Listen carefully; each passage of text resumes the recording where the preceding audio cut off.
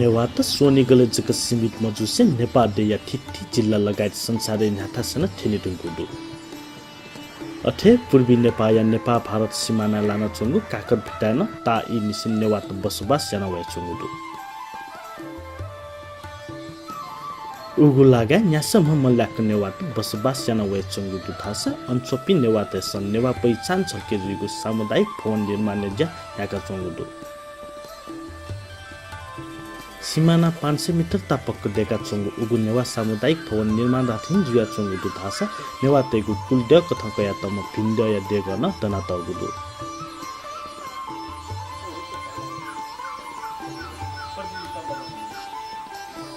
ठ्य मठ न्यासम नेवा तेगु जनसंख्या दुगु उगु लागा 1 करोड 70 लाख के लागते सोधजाको नेवा सांस्कृतिक भवन देके तेनागु थका नेवा समाज समिति काकर भिता या नाय कमगु बाजु जानकारी बिया दिल अठे वेकला ठुगु भवन देखे त काकर भित्ता नेवातेको जनसंख्या भोल जुगु कारण आर्थिक पक्षतास समस्या जुगु थया दिल काकर भिट्टामा लगभग 200 धुरी घर लगभग 450-500 जनाको परिवारहरू बसोबास गरेका छौं।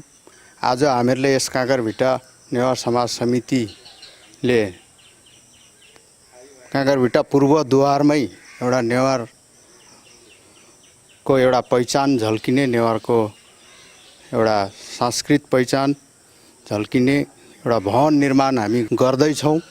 यसमा बाहिर भएका साथीभाइहरू नेवार समुदायका साथीभाइहरू अथवा सम्पूर्ण देशभरिका नेवार समुदायका सदस्यज्यूहरूलाई म आग्रह गर्न चाहन्छु कि यो नेवार समाज काकर भिट्टाको मात्रै भवन नभएर सम्पूर्ण नेवार जातिका एउटा पूर्वद्वारमा एउटा पहिचान झल्काउने हिसाबले 3 तलाको भवन बनाउने हाम्रो योजनाले हामी अगाडि बढ्दै छौं।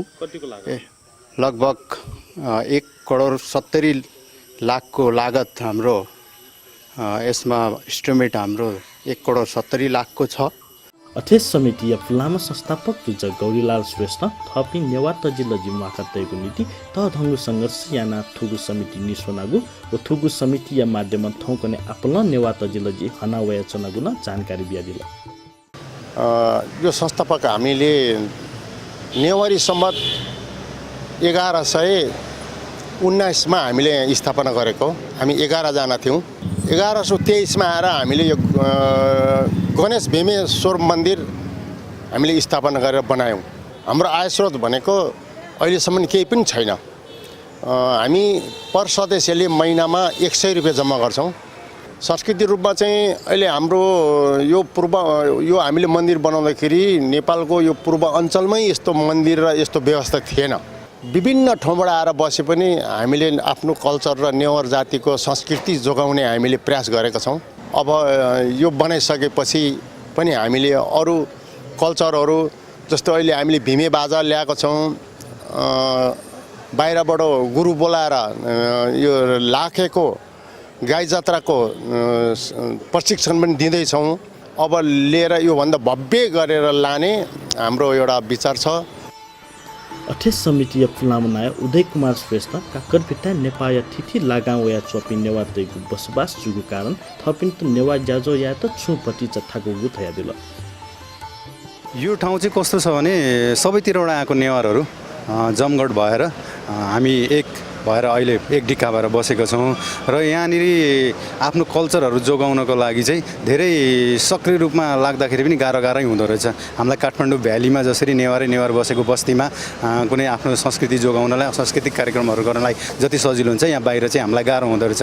हामीले चाहिँ अब सबैले यहाँ आएर बाहिरबाट आएर बसेको हुनाले सबैले आफ्नो संस्कृति बिर्सिसकेको छ। त्यो चाहिँ अब जिरोबाटै सिकाएर ल्याउनु पर्ने हुँदो रहेछ। त्यसले गर्दाखेरि हामीले काठमाडौँबाट नै गुरु मगाएर सबै चीजको लाखेको धिमे बाजाको कुनै पर्वहरूको अनि पण्डित त्यही कसरी गर्ने हाम्रो पण्डित गुरुहरूको बारेमा सबै उतैबाट ल्याएर काठमाडौँबाट झिकाएर हामीले सिकाइरहेछौँ र यसको जगेर्ना गर्नको लागि चाहिँ हामीले धेरै सङ्घर्ष गरिरहेका छौँ।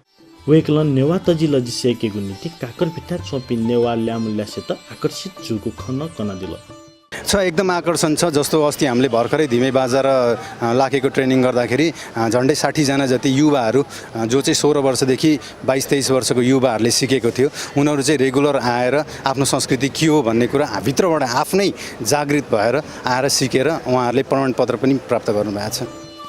सोनीगढ पिने चोपी नेवातेसम हो जनसङ्ख्या दुगु थासे तक थगो हे सामुदायिक भवन डेका चोङ्गुदैको चोछा बजु थटे सोनीगढ पिने चोपी नेवातेसम नेवा संस्कृति पिट गए त सामुदायिक भवन निर्माण याना चोङ्गुली नेपाल तेया मेथा चोपी नेवातेसम ग्वालिया मागु खनेदु नेवात ठाउँ ठाउँ छमेस्या मेमिस्त ग्वालिया त थाहा जग नेवातेको सामाजिक सांस्कृतिक पक्ष तिसिला नाउनी नेपाल मण्डल टेलिभिजन न्यानिटी क्यामेरा पर्सन उज्जवल महर्जन न्यालिसे TV journalist Rakesh Khariya report काकरभित्ता छापा।